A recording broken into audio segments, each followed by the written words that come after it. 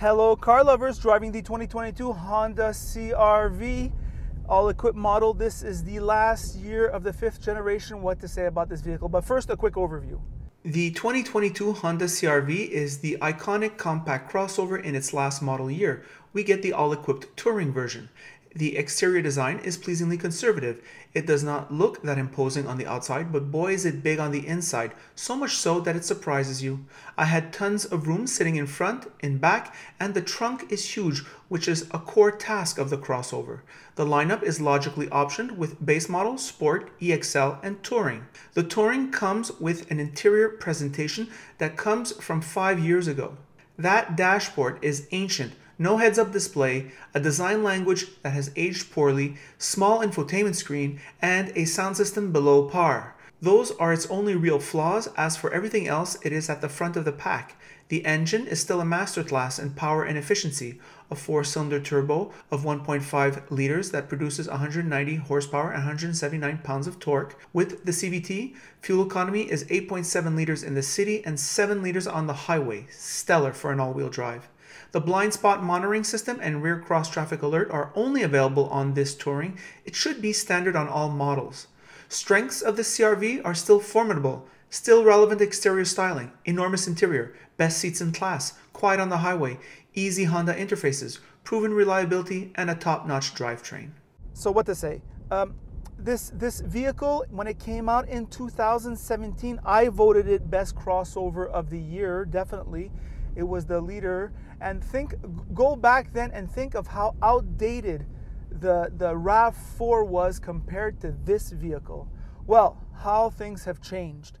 5 years is an eternity in the world of cars, especially in the hottest category, the compact crossover category.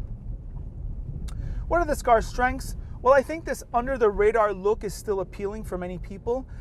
It has reasonable dimensions from the outside, crazy space on the inside. That Honda packaging, which is, it's nuts, right? It's the best. You can't beat it. Huge trunk, huge back seat, very roomy here in front, reasonably quiet on the highway, the most comfortable seats in class according to me, and lots of the Honda easy interfaces, the steering, the brakes. There's not a lot of feel, but boy is it easy to get through your daily grind. The engine, transmission, Ross is getting less than 7 liters per 100 kilometers for his week, which is kind of nuts. Imagine a hybrid when you're doing the city driving. It's really good stuff. Of course, there is no hybrid in Canada right now. There will be for 2023 and for the all-equipped model only, which is weird.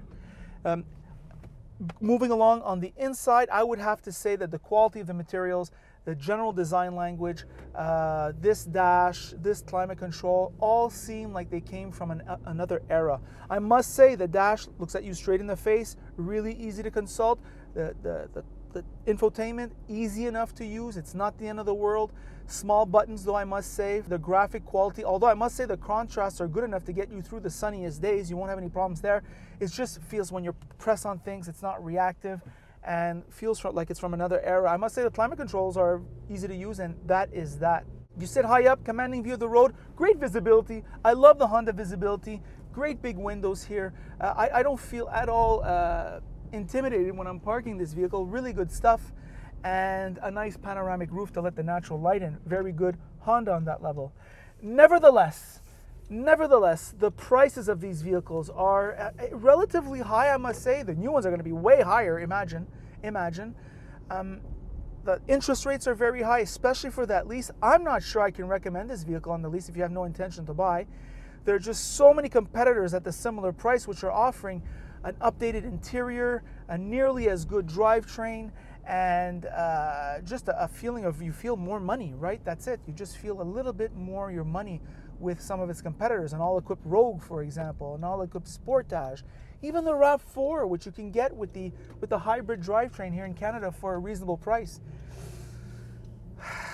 So for the lease, lease without purchase, not for me. For the purchase or the lease with purchase, definitely recommendable.